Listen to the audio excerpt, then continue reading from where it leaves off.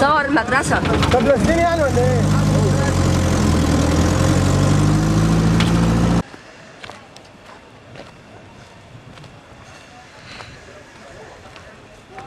السيد وزير البيئة والدكتور عطوة عملوا زي دراسة لحل المشكلة جذريا، ودي خطة أنا بعتبرها طويلة المدى، يعني لسه خطة. وزارة البيئة ومحافظة القاهرة والحكومة ستقوم بعمل مصنع عملاق لتدوير القمامة اللي هي زبالة الزبال والمواد العضوية اللي كان بياكلها الناس. هيتعمل من المواد العضوية سماد عضوي بتاع تصليح الأراضي الصحراوية وزراعتها، وهيتعمل من زبالة الزبالة اللي غير قابلة لإعادة التدوير وتوليد طاقة كهربائية. وده طبعا مشروع جميل وعملاق وهيفيد مصر كلها. خلصنا من القمامة في نفس الوقت هيفيد البلد. أما المشروع ده طويل المدى لسه بعد فترة. طبعا أنا حرصت على أن لا يتم قطع عيش الزبال، يعني الزبالين ياخدوا المواد الصلبة اللي هيبقوها ياكلوا عيالهم منها، والباقي بيقول المصنع مقابل 250 جنيه. يبقى الزبال كده حريص على انه ما يبقاش زباله في الشارع. وده حل جميل ويرضي جميع الاطراف. اما بالنسبه ده طويل المدى، واحنا عايزين ننصف سياده الرئيس في ال 100 يوم اللي قال عليها، راجل عنده يعني اقتناع وعنده حيويه وطاقه عايز يمطر في البلد ضمن خطه ال 100 يوم. انا هتكلم في النظافه ماليش دعوه لا بالامن ولا بالمرور، لان دي مش اختصاصي. فاحنا بنقول خطه قريبه المدى. البلد مش نظيفه. اكوام القمامه تحيط بالمواطنين في كل مكان. تمام. ايه الحل؟ انا بلوم على الدكاتره والدارسين اللي بيجروا على يعني ناس مش اختصاصهم، ولكن بقول لهم دايما المقوله المشهوره بتاعتي ارجعوا لاهل السكر واحنا سكرانين. انا في 4 نقاط للحل الفوري لكي تصبح الدراسه. اولا انا مش هقول الشركات الاجنبيه، بس ايه؟ تضغط الحكومه على الشركات الاجنبيه لاعطاء الزبال مبلغ 3 جنيه بدل 10 سنت لكي يتمكن من نقل المواد العضويه اللي كان بياكلها الخنزير للمقالب العمرانيه. تمام. كده يبقى الزبال ما عندوش حجه. هننبه هنا في عالم الزبالين ونقابه الزبالين، وهنقول اللي هيرمي زباله في الشارع هنعمل فيه وهنعمل فيه، وكده بتاخد 3 جنيه، ما عندكش حجه انك ترمي المواد اللي مش عايزها في الشارع. نمره 2 الامن، تكثف في الشارع، شرطه المرافق.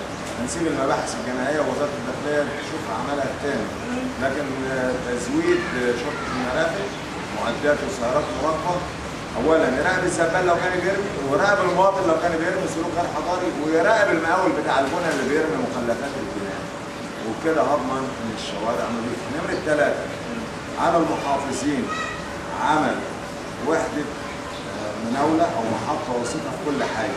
33 حي اللي عندنا في القاهره، كل رئيس حي يتم التنبيه عليه.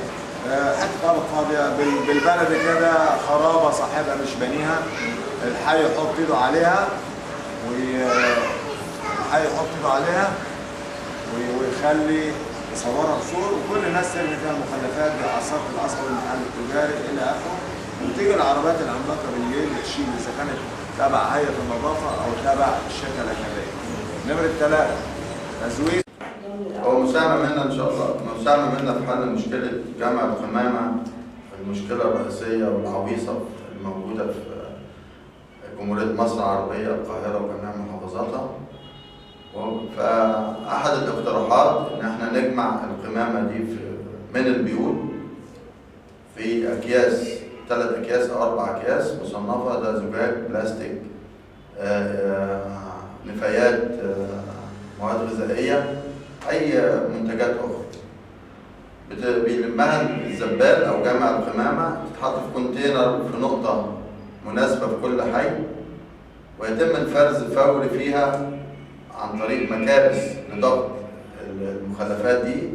مكابس تكسر الإزاز وتجمعه في كونتينر صغير، تجمع البلاستيك تكبسه برضه وتجمعه في حاوية خاصة بيه. والنفايات التانية اللي هي فترات المواد الغذائية تتجمع برضه مكبوسة في أوعية أو أشولة، وتجمع، وكل منتج يروح للمستفيدين بيه، سواء مصانع الإزاز أو مصانع تدوير القمامة لعمل أسمدة أو مصانع البلاستيك لتدوير البلاستيك مرة أخرى.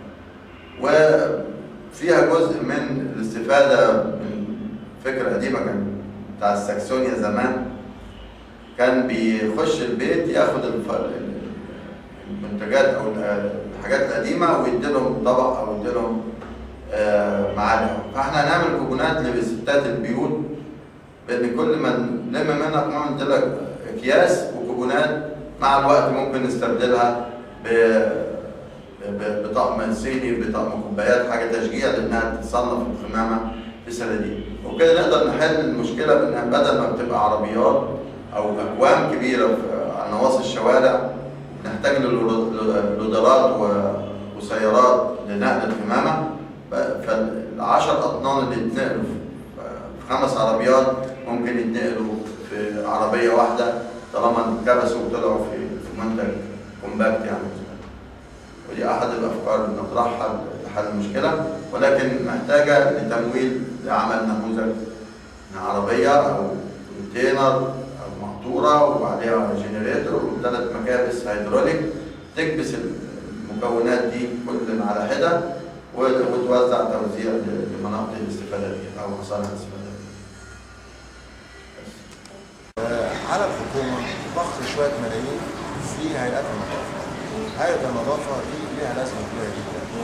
هيئة نظافة القاهرة يدي كل هيئة شوية ملايين تعيد هيكلة الأسطول المعدات بتاعتها إذا كان لودرات أو عربيات عملاقة، لأن الشارع ده مسؤولية الهيئة والشركة الأجنبية. أنا كزبال مسؤوليتي وحدات سكنيه بيوت، يبقى الشارع هيئه النظافه اذا قصر الزبال او قصرت الشركات الاجنبيه المواطن اللي بيرمي في الشارع، هيئه النظافه لما يكون عندها معدات عملاقه ترفع من الشوارع. ودول الشتة انا كتبتها وبقولها اذا نفذت هذه ال4 نقاط المهمه اللي انا قلت عليها بدون شك تصنع القرار. ده بالنسبه للوقت. أما في حاجة تانية بقى، إذا استطاعت الحكومة إلغاء الشركات الأجنبية وترجع إلى ما قبل 2002 لما كنا إحنا قادرين وسبالين لما كانت القاهرة زي الفل، وبشهادة الأسر وربات البيوت والوحدات السكنية في القاهرة كلها، بتقول لك فين هو الزبال القديم؟ يرجع الزبال القديم زي ما وزير الداخلية بيفكر إنه يرجع عسكري الدرج. إحنا الناس القديمة دي اللي تجاهلناها وانقرضت هي دي المهمة. أنا بقى بصفتي وكيل أو مسؤول عن الزبال القديم هقوم بتقسيم القاهرة الكبرى مربعات، كل مربع يحتوي 5000 وحدة سكنية، وهسكن فيه واحد من الزبالين بتوعي ومسؤول عن نظافة القاهرة الكبرى كلها مش القاهرة بس، ويرفع العبء عن المواطن. وصل الكهرباء ما يدفعش، خلاص بقى ما فيش شركات وأنا بني للمواطن. تمام. اشيل الزباله اخد منه 5 جنيه 3 جنيه. يعني حضرتك مع الاصوات اللي بتطالب بعوده الزبال القديم والغاء عقود الشركات الاجنبيه؟ لا قطعا مفيش كلام. مش قادرين يلغوها، وسياده الرئيس راجل محترم وبيحترم المعاهدات الدوليه، انا بحترمه. يضغط عليهم يدونا 3 جنيه بدل 10 سعر. طبعا حضرتك مع الاصوات برضه اللي بتطالب بالامتناع عن سداد تسديد فواتير الكهرباء لحين رفع قيمه القمامه من عليها لاجبار الحكومه على عوده الزبال القديم؟ لا، لان انا مصري بخاف على البلد دي، البلد واقعه. البلد واقعه وقاعدين نجيب فلوس. انا مش هتكلم كلام سياسي اكبر من حجمه. احنا عايزين نحط ايدينا في ايدين الحكومه. يعني مدينه بندفع بقالنا سنين من 2002 ما قبل ثوره 25 يناير.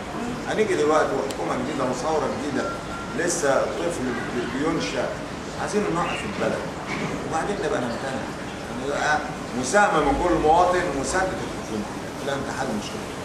وحضرتك لو بصيت ان القاهره الكبرى القليوبيه القاهره الجديده ربع القاهره الكبرى عباره عن مقلب قمامه كبير. ما انا قلت للحلول، انا بس اللي بيضايقني ان زمان لو كنت تنشر خبر قد كده في اي جورنال كان كل مدير او رئيس مجلس اداره او وكيل وزاره او وزير ليه سكرتاريه خاصه بيه، كانت تقطع الخبر ده وتكتبه مذكره وتدخله للوزير، الوزير كان يوم يجيب صاحب المشكله ويحلها. كان اي كلمه في الجرايد والبوابات الالكترونيه والتلفزيون تهز الراي. النهارده لا مبالاه، قاعدين نتكلم في القنوات وعلى البوابات الالكترونيه وفي الجرايد، وعيب علينا نجيب حواضر نطلع مصر، واحنا الحضاره وبلدنا امانه وشعارنا تبقى في عيون الاخرين نظيفه لجذب السياح. ما حدش سمعنا.